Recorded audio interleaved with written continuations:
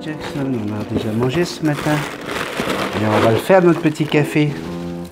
Mais oui, ma fifi, il faut le faire. Il y a des gens qui veulent le petit café, mon bébé. Oui, oui, oui. Moi, je dis ça, c'est pas innocent. Bonjour, toi, ça va bien? C'est pas innocent, hein. Si je dis ça, c'est parce que je me suis fait engueuler. Ouais. Je me fais engueuler par des abonnés, tu sais, des gens qui pensent que Multitasman est capable de parler juste de perroquet d'abord, puis on n'en a rien à foutre de ce que tu penses de l'actualité. Et puis ouais, t'es qui toi pour parler des gilets jaunes? T'es au Québec, enfin bref. Donc je voulais commencer le café avec ça, comme ça pour tous les autres qui vont me faire chier, je leur dirai va voir le café numéro 7, le début, puis tu auras ma réponse. J'ai fait un café comme ça pendant 1 an, hein, avec mes abonnés, avant que tu arrives, ou tu étais déjà là, ou tu m'as quitté, puis tu es revenu, enfin bref. Et moi j'aime ça, tu comprends? J'aime ça. Je suis pas juste un gars qui parle de perroquet, tu vois, mon perroquet c'est mon amour. Mais j'ai aussi d'autres choses qui me plaisent dans la vie, dont toi par exemple, toi je t'aime, tu vois.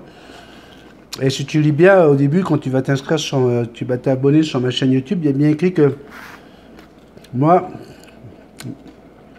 c'est ta nature est d'être con, hein. La mienne, c'est d'être bon.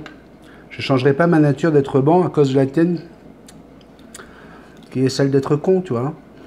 Donc, tu n'es pas obligé de venir regarder les petits cafés. Donc tu vas savoir maintenant que lorsque tu as une petite notification, puis que le nom du truc c'est un petit café avec toi, si tu n'aimes pas ça le café, ben viens pas le prendre. Mais je trouve que moi ça me manquait, je sais que ça a manqué à beaucoup de mes abonnés, et puis voilà, vous êtes 300, 400, 500 à venir regarder le petit café, à le commenter, à me remercier pour ce petit café. Donc oui, je sais très bien que ça ne va pas intéresser les 7000 abonnés qui veulent pas savoir ce que je pense de la vie, de la santé, etc. Mais néanmoins, c'est pas parce que tu me fais la gueule à cause de mes cafés que moi je vais pas continuer à te donner des conseils pour ton perroquet. Tu vois la différence? Donc, si tu as envie de quitter la chaîne YouTube, vas-y, tu sais, il y a personne qui te retient. Moi, c'est sûr que je suis content. Plus j'ai d'abonnés, plus je suis content, tu vois. Mais c'est clair que je vais toujours prioriser le caractère humain de ma chaîne avant de mettre en avant des extrémistes qui veulent que, voilà, Benjamin, Multitasman, c'est les perroquets uniquement. Non. Donc, voilà. Hein, j'ai fait ça exprès pour tous ceux qui vont encore continuer à m'emmerder avec mon petit café. Moi, mon petit café, il me fait plaisir. Et puis là, il y a tellement d'actualités. Ben oui. Alors, moi, ça me fait du bien. Regarde dans quoi on vit. Regarde, on a encore une tempête de neige qui nous tombe dessus. On nous annonce 25 cm de neige, tu vois. Timothy en train de faire l'escalier. Le chien, on est obligé de couvrir notre chien parce que sinon il va attraper froid. Ouais, regarde, tu vois les images. Hein? Oui, il y aura un bonus à la fin, tu verras. Tu verras comment on gère nos tempêtes de neige ici. Il y aura quelques images. Il faut regarder jusqu'à la fin. Hein? On appelle les bonus. Alors, est-ce que vous avez entendu le discours de Macron? Le discours de Macron. On voit le roi de la communication. Hein? On voit le mec hein, qui sait comment manipuler l'opinion, etc. Alors là, qu'est-ce qu'il a fait? Déjà, il commence le discours, tu vois, entre... Oui, nous allons essayer de ne pas séparer la fin du monde avec la fin du mois. Hein. Donc là, déjà, tu vois le petit clin d'œil qu'il fait à Nicolas Hulot, tu vois, fin du monde. Ah, Nicolas, je t'ai entendu. Ouais, j'ai vu l'émission. Ouais. Et puis, fin du mois. Et là, tout de suite, qu'est-ce qu'il va faire? C'est, il va tout mettre sur, on va faire ce qu'il faut pour que la transition écologique ne puisse pas nuire aux ménages les plus faibles, parce que la transition écologique, c'est important, parce que la transition écologique, etc. Et si vous regardez bien, il met tout sur le compte de la transition écologique, comme si que tous les gilets jaunes qui ont défilé, qui se sont exprimés dans la rue depuis plus de 10 jours, c'était leur point le plus fort. Oui, c'est vrai que la goutte qui a fait déborder le vase, c'est la montée du prix du carburant, du gazole, etc. Mais arrêtez de nous parler de transition écologique quand tu penses qu'un cargo qui arrive de Chine, un cargo égale 1 million de voitures et il y en a 60 000 qui circulent sur nos océans.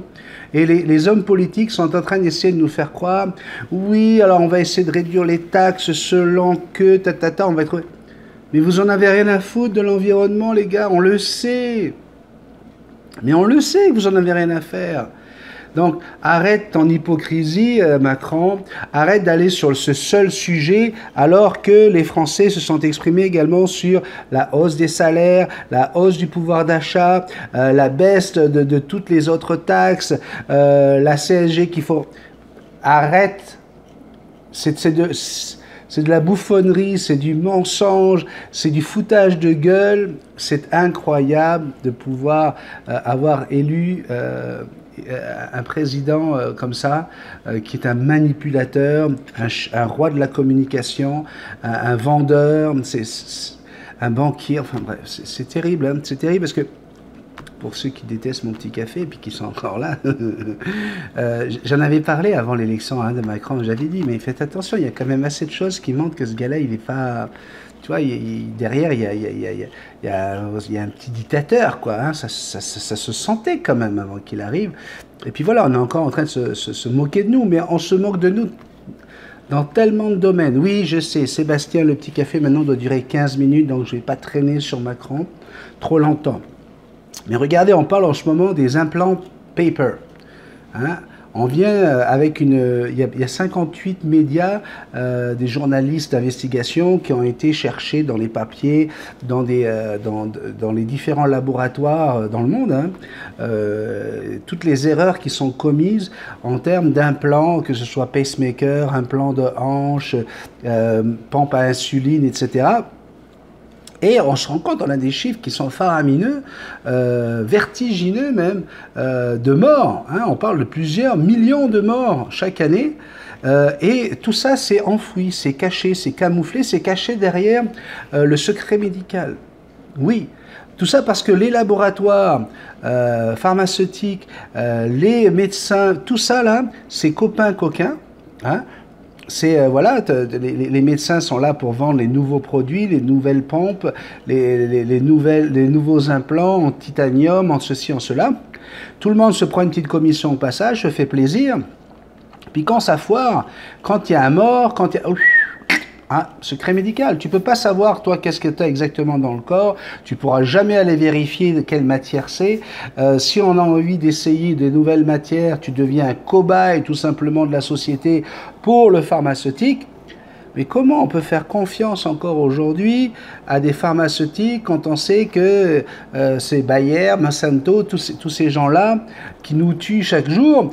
Et comment tu penses que je vais réagir, moi qui suis malade, lorsque je vais dans une pharmacie, que ce soit Jean Coutu, Family Prix, peu importe la marque hein, au Québec, c'est des petites boutiques, hein, et à la sortie, au moment où tu vas pour payer, tu as du sucre, du chocolat, tu as du Coca-Cola, tu as tous les produits qui font que je suis là, c'est à cause de ces produits-là que je suis là. Parce que j'ai consommé trop de Coca-Cola quand j'étais ado, parce que j'ai bouffé trop de sucre. Et ils ont le poison et l'antidote, hein, tu vois, donc c'est un méga business. C'est énorme, énorme. Et ils veulent te faire croire qu'ils sont là pour notre santé. Mais nous, on est des moutons, et puis on suit. On croit à tout ce qu'ils nous disent.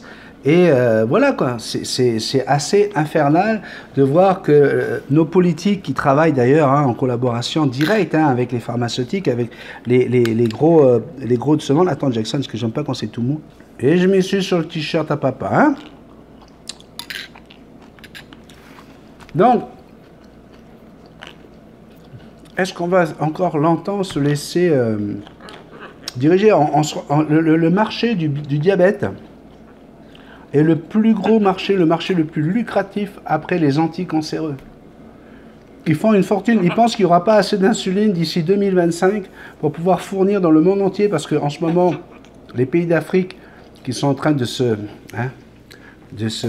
s'industrialiser, de se moderniser, hein, c'est magnifique quand même comment la modernité va avec la maladie, hein, pour que tous ces gens-là soient contents. À cause de la modernisation de l'Afrique, eh bien il va falloir Et on va manquer d'insuline pour pouvoir fournir à tous ces Africains qui deviennent diabétiques parce que l'obésité est en train de gagner aussi ces pays. Comme l'obésité a déjà gagné le Japon, la Chine. Hein, les Chinois sont de plus en plus obèses. Imaginez-vous le marché que cela représente. Hein, en Inde, je pense qu'ils vont pas tarder à commencer aussi à avoir des chiffres exceptionnels. Et tu te rends compte que voilà, la modernité, ça vient avec ça. Tu vois? Donc, l'homme moderne, hein, quand il arrive sur des petites îles ou sur des pays, en disant voilà, on va vous apporter la modernité, ben oui, en fait, ça vient juste pour apporter l'alcool, le sucre, toutes ces choses qui ont tué petit à petit les civilisations et qui font qu'aujourd'hui on est tous addicts, on est tous drogués à ces vices sans lesquels on pouvait très très bien vivre. Alors oui, vous allez me dire que chez certains peuples, la fumette et tout ça existait depuis des temps et des temps, je suis d'accord. On est en train d'enfumer tout le monde, et on nous dit que voilà, c'est comme ça. Après, pour finir le petit café, parce que ça doit faire 15 minutes, hein, je vais vraiment essayer de respecter mes 15 minutes pour éviter de prendre trop de votre temps. Y a des nouvelles qui me font rire. Allez regarder, vous tapez Céline Dion, Lance, et là vous allez avoir tout de suite sur votre première page, il y a une vidéo. Elle vient de faire un vidéoclip pour sa nouvelle collection de vêtements. Hein. Vous savez que Céline Dion, elle souffre de problèmes d'audition, hein, elle a un problème de surdité de plus en plus imposant, qui fait que quand elle chante, elle s'entend comme dans une caverne et ça l'empêche de chanter. Donc du coup, elle veut faire du fric en faisant autre chose. Et là, qu'est-ce qu'elle invente? Céline Dion, elle invente une collection de fringues pour enfants non genrées. Ouais.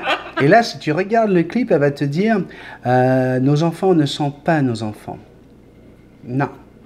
Et on est juste un maillon de la chaîne. Mais ils font comme ils veulent. Et alors, du coup, il n'y a plus les petites filles en rose, les petits garçons en bleu, mais ça fait quand même longtemps.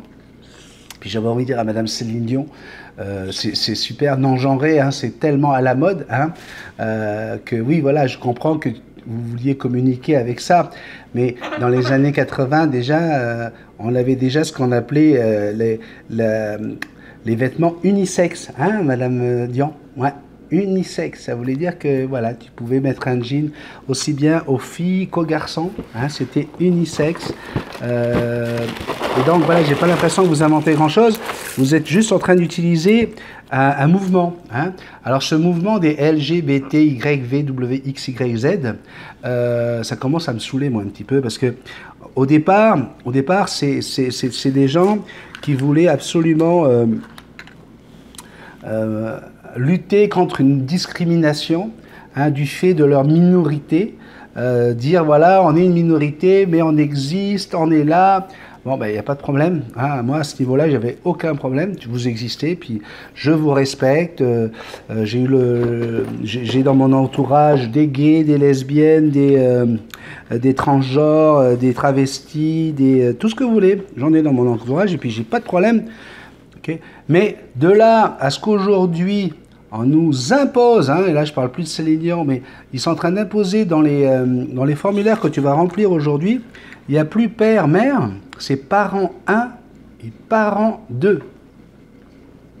Pour éviter de vexer, hein, pour éviter de choquer, pour pas que ces gens se sentent discriminés, hein, parce qu'ils sont ni père ni mère, hein, ils sont deux mères ou deux pères, ou ils sont même plus rien, hein, parce que maintenant ils sont même plus, hein, ils veulent plus, ils sont non binaires, hein, donc ils sont ni hommes ni femmes, tu vois, et puis même ils ont le droit le lundi d'être homme, le mardi d'être femme, voilà, on part dans des trucs assez incroyables. Et moi j'ai envie de dire, habituellement on dit ces gens-là, c'était, hein, on s'aime tous. Hein, les hétéros, hein, et puis il y avait ces exceptions, hein, parce que c'était quand même, à partir du moment où tu es une minorité, c'est plutôt exceptionnel, les exceptions qui confirmaient la règle, quoi. Tout le monde est pareil, y compris les exceptions qui ne sont pas hétéros. Mais aujourd'hui, bientôt, ça va être la règle qui confirme l'exception, tu vois. Si tu veux, on a l'impression qu'il y a une vraie hétérophobe. Tu vois, bientôt, on va devoir lever le doigt. On existe, Ben oui, mais parce que, si tu veux, le bon Dieu m'a donné une quéquette, puis ma femme, c'est une femme. Et puis, oui, parce que quand nous, on était tout contents, si vous voulez, la première échographie, on était là en train de se poser la question, est-ce que c'est un garçon, est-ce que c'est une fille, tu vois? Et je pense ils vont pouvoir vendre tous les échographes, les appareils pour faire les échographies, c'est plus la peine, on s'en fout. Ben oui, parce que toi, tu fais des bêtises derrière la boîte. Oui, je t'ai vu faire des bêtises. Tu es une coquine. On s'en fout. Zizi, pas de zizi, on s'en fout. C'est alors, ça pousse encore plus loin, et là sur notre chaîne, ça vaut le coup d'en parler. C'est qu'il y a aussi, maintenant, ils veulent qu'il n'y ait plus d'espèces humaines, tu vois. Les espèces, faut pas marquer l'espèce humaine, l'espèce animale. Faut plus faire de distinction. Les animaux, les humains, on est tous pareils. Il n'y a plus de hiérarchie. Alors, j'ai plus besoin de vous témoigner à quel point j'aime les animaux, vous le savez. Mais de là à aller dire que un animal, ça vaut un être humain, hein, moi je ne sais pas si j'ai un bébé dauphin qui est en train de mourir à côté d'un bébé humain, je ne sais pas, moi, dans ma culture, dans mon éducation, qu'est-ce que je vais faire? Je vais sauter sur le bébé humain pour lui sauver la vie, tu vois. Ben non, maintenant il n'y aura plus ça. Et bientôt tu vas voir que tu ne pourras plus manger de légumes. Ben non. T'imagines ce pauvre poivron ou cette pauvre carotte, mais elle est vivante. Tu t'as croqué dedans, tu vois. Donc, je ne sais pas où va le monde. Alors après, vous pouvez donner votre jugement, vous pouvez écrire ce que vous voulez sous la vidéo. À partir du moment où vous commencez par bonjour, salut, comment ça va tout le monde, en général, je laisse passer, sauf s'il y a des insultes, bien sûr. Mais allez-y, dites-moi vos réactions. J'ai juste besoin de savoir sur le lot de gens qui regardent ce petit café, mais qu'est-ce que vous en pensez? Est-ce que je suis le seul à avoir l'impression de faire un mauvais rêve, puis que je vais me réveiller à un moment donné, puis on va dire non, t'inquiète pas, Ben, t'es un homme. Il n'y a pas de souci avec ça, là. Puis ta femme, c'est une femme, puis tu as 2 garçons. Hein. Voilà. Et puis, tes enfants, ils sont à toi, là. Ils appartiennent pas à personne, là. Est-ce que je rêve? Est-ce que je vais me réveiller? Hein? Qu'est-ce que vous en pensez? Je ne sais pas. Je vous dis ça comme ça. Donc, voilà. C'était mon petit café aujourd'hui. Quand je regarde les informations, quand je lis tout ça dans la presse, je vous avoue que, hein, il y a de quoi se poser des questions quand même sur notre avenir, surtout sur notre identité. Hein. Si on commence, on s'est battu pour avoir une identité. Certaines femmes ont perdu la vie pour exister en tant que femmes.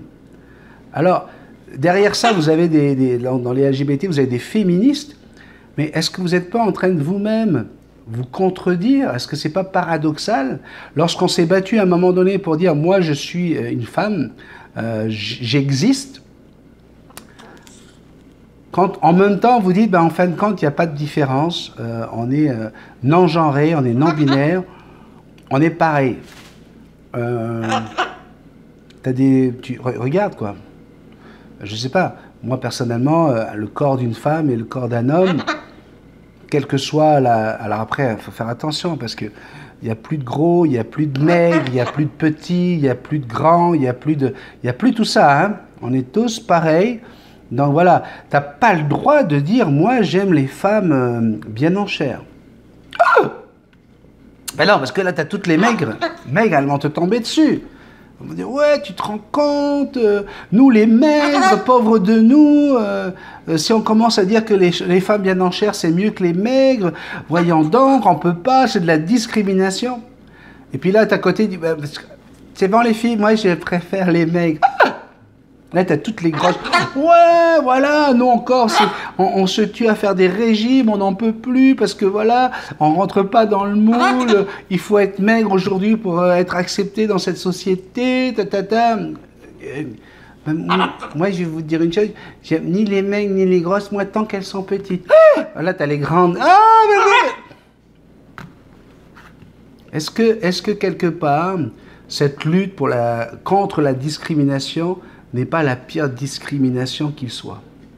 Est-ce qu'on n'est pas tout simplement en train de nous discriminer généralement? On n'est pas tous en train de se montrer du doigt, puis toi t'es comme ci, puis toi t'es comme ça, puis toi t'es comme ça. Je sais pas. Je sais pas ce que vous en pensez. Mais oui, hein, Jackson? Oui, chez les Arachloroptères, il n'y a pas de problème, il n'y a pas de dimorphisme sexuel. Le mâle ressemble à la femelle, on a du mal à faire la distinction, bien que souvent il y a un petit... Oui, le poids du mâle est un petit peu plus grand, puis le bec aussi. Hein. Mais les mâles n'ont pas de pénis, vous avez de quoi... Voilà, donc en fin de compte, pour finir ce jeu, on est tous des perroquets. On est tous des perroquets. Si ce petit café te plaît, si toi tu aimes le regarder, partage-le, partage-le. Il y a peut-être d'autres personnes qui ont envie d'avoir un